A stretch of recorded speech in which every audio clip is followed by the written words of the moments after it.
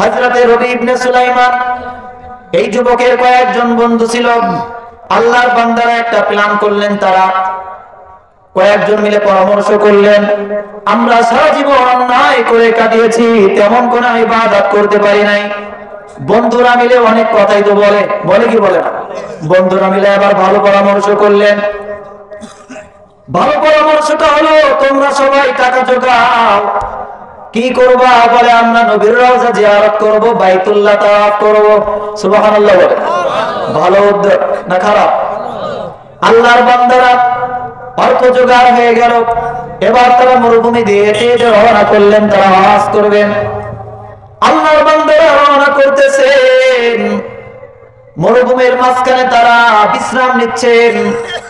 এই মরুভূমির মাঝখানে বিশ্রাম নিতে নিতে রবি ইবনে সুলাইমান রাহমাতুল্লাহি আলাইহি এই ব্যক্তি দেখতেছেন একজন বৃদ্ধা মহিলা হাতে একটা ছুরি নিয়ে নদীর কিনারায় আসতেছেন। নদীর কিনারায় একটা মৃত গাধা পড়ে আছে। মৃত গাধা খাওয়া জায়েজ না না জায়েজ? না জায়েজ। এখন কেউ যদি খাবার না পায়, মৃত্যু হয়ে যাবে খাবার না পেলে, তখন খাবার জায়েজ আছে, ঠিক কি না? রবি ইবনে সুলাইমান দেখে কি করে এই বৃদ্ধা মহিলা, এবার পিছু নিলেন। রবি ইবনে সুলাইমান দেখলেন এই বৃদ্ধা মহিলা গাধার গা থেকে একটু গোশত কেটে তিনি তার বাড়ির দিকে রওনা করলেন। এবার রবি ইবনে সুলাইমান রাহমাতুল্লাহি আলাইহি তিনার পিছনে পিছনে গেলেন। যাওয়ার পরে দেখলেন তিনি একটা কুরু ঘরের মধ্যে ঢুকলেন। কুরু ঘরের মধ্যে ঢোকার পরে তিনি তার সন্তানদেরকে বলতেছেন, সন্তান, অনেকদিন যাবত তোমরা খাবার পাও না, আজকে আমি তোমাদের জন্য গোশতের ব্যবস্থা করেছি। সন্তানরা আনন্দিত হয়ে গেল। এবার রবি ইবনে সুলাইমান আর চুপ থাকতে পারলেন না, বৃদ্ধা মহিলাকে ডাক দিলেন, ও বৃদ্ধা মা, কারণটা আমার কাছে খুলে বলেন। কারণটা কি? আপনি মৃত পশুর গোশত কেন আপনার সন্তানকে খাওয়াচ্ছেন? এবার তিনি বললেন, আমার স্বামী অনেক আগেই দুনিয়া থেকে বিদায় নিয়ে চলে গেছেন। আমার কয়েকজন সন্তান আছে, তাদেরকে আমি দ্বীনি শিক্ষা দিয়েছি, মাদ্রাসায় পড়াইছি, হাফেজে কোরআন বানিয়েছি। আমার সন্তানদের আমি কয়েকদিন যাবত খানা দিতে আমি ব্যর্থ, খানা দিতে পারছি না, খাবার খাবার বলে চিৎকার করতেছে। এই জন্য জান বাঁচানোর লক্ষ্যে তো মৃত পশু খাওয়া যাবে, এই জন্য আমি গাধার গা থেকে গোশত আমি কেটে এনেছি বাধ্য হয়ে। রবি ইবনে সুলাইমান রাহমাতুল্লাহি আলাইহি রবি ইবনে সুলাইমান রাহমাতুল্লাহি আলাইহি তিনি এবার ওই বৃদ্ধা মহিলাকে বললেন, ও বৃদ্ধা মা, আপনি একটু ওয়েট করেন, আপনি একটু দেরি করেন, আমি একটু আমার গন্তব্য স্থান থেকে আসি, আপনার জন্য কিছু খাবারের ব্যবস্থা করব। রবি ইবনে সুলাইমান রাহমাতুল্লাহি আলাইহি কিছু খাবার কিনে আনলেন। খাবার কিনে এনে নিজের কাঁধে এনে তাড়াতাড়ি দৌড়াদৌড়ি করে এই বৃদ্ধা মহিলার কাছে আগমন করলেন।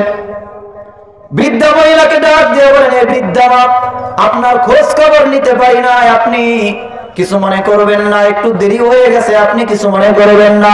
এ বৃদ্ধা মা, আপনি এই নেন, এই খাবারগুলো আপনি আপনার সন্তানদেরকে, এই খাবার দিয়ে আপনার সন্তানদেরকে আপনি সান্ত্বনা দান করেন আর মৃত পশুর গোশত ফলায়া দেন।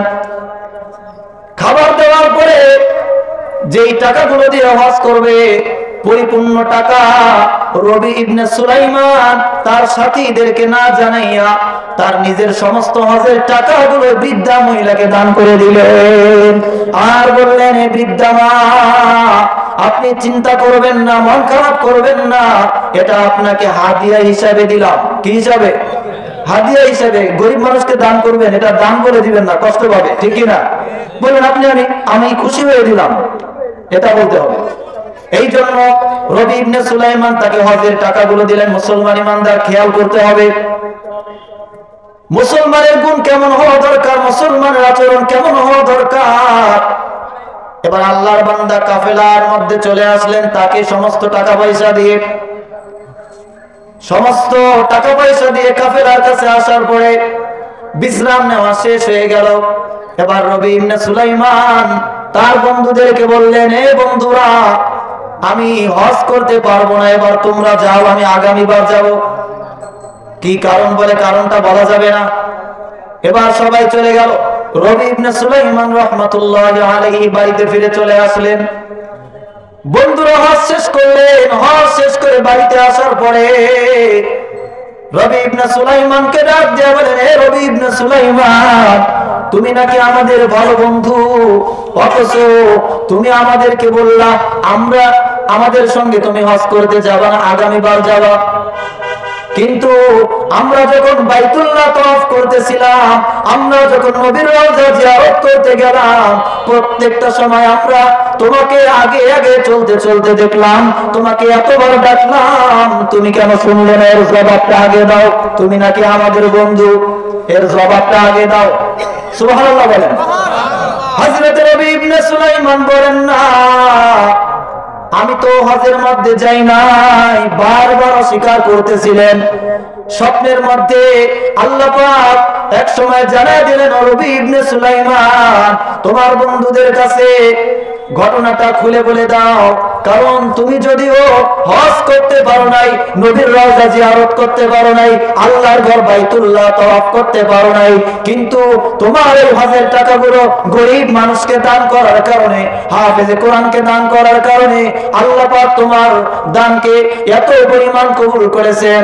তোমার চেহারার আকৃতি একটা ফেরেশতাকে ধারণ করাইয়া আল্লাহ পাক রব্বুল আলামিন হজ করায় দিয়েছে। এ মুসলমান ইমানদার, আজকে আমরা দেখতে পারি একজন 13 বার হজ করে, একজন 50 বার হজ করে, একজন 20 বার হজ করতেছে, বাড়ির পাশের লোক না খায় থাকে। আছে না নাই? কথাটা কি মিথ্যা না সত্য? মুসলমান ইমানদার আল্লাহর গোলাম, আগে আপনার প্রতিবেশীর খোঁজ খবর নিতে হবে। তারা যদি না খেয়ে থাকে, আপনি 13 বার কেন 13,000 বার হজ করলে কোনো কাজে আসবে না। এই জন্য মুসলমানের গুণ হলো, একজন মুসলমান আর একজন মুসলমানের সাথে সব থেকে ভালো আচরণ করতে হবে। কি আচরণ করা লাগবে? ভালো